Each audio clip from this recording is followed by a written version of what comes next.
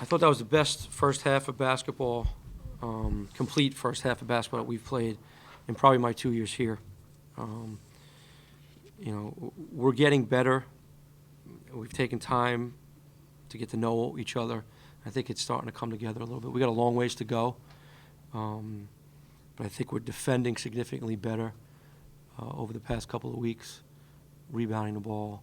And offensively, we're starting to really flow and click with one another. I mean, this is probably the fourth or fifth game now. You talk about 22 assists at 29 baskets. It's becoming contagious, and we need to play that way.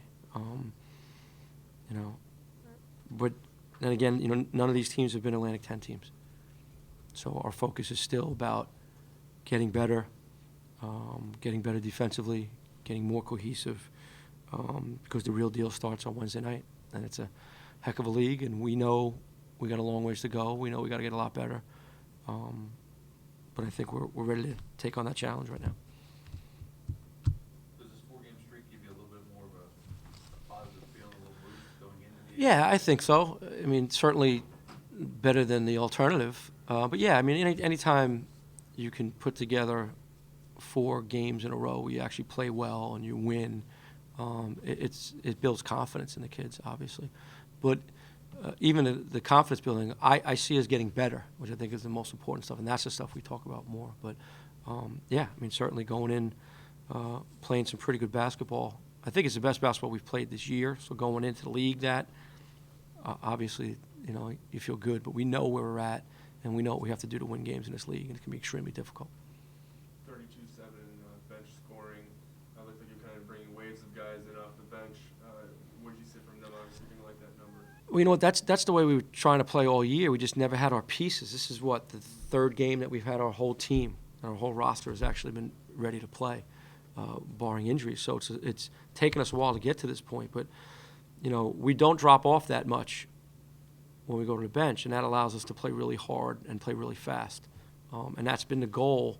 It's just we haven't been able to really work on it for too long because we just haven't had all of our bodies. And now that we do, we're finally stringing together a bunch of practice days where we do have our team. So we need to use this next week for practice as well to get better at it. Tonight's a pretty good indication of how well that can work. Yes. Completely rebounding, scoring. I mean, it looked like everyone just fresh when they came in. Yeah, this reminded me very much of my LIU team that won the first championship. Where we really played 10 guys. No one played more than 28 minutes, and we were just running in and out. That's what this group reminds me of. Now, we're really young at a lot of positions, too, and that's where, we got to limit our mistakes, especially come Atlantic 10 play time. You on the phone yesterday, you seemed to think it was going to be a bit more of a tight battle on the boards. 52-33, what worked so well? We've been working on it. I mean, I got to give our kids some credit for that. We've really been working on it. We really emphasized it. Again, right around this time last year is where we started getting out rebounding, and we struggled the rest of the season, and we made a major emphasis of it.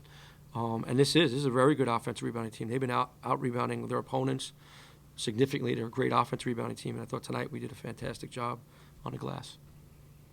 This is 4 straight games for Ovie with at least 20 points.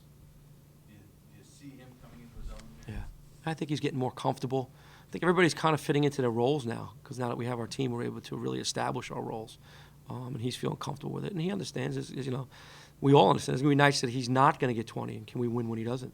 And I think we have the ability to do so because we have other guys that can really score the ball. We just asked him and Micah about his free throw shooting. Ovie's been kind of worlds different. What have you seen differently from him? He said the big difference is just keeping his eye on the basket, I guess, is Micah's little tip.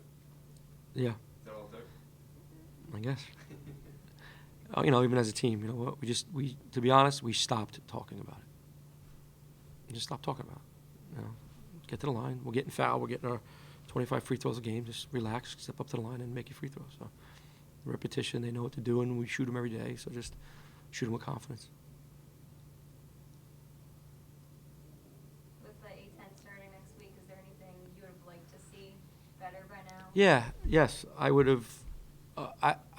I would have liked to seen our front court develop a little bit more than it had, but some of that was out of our control with the long-term injury with Isaiah.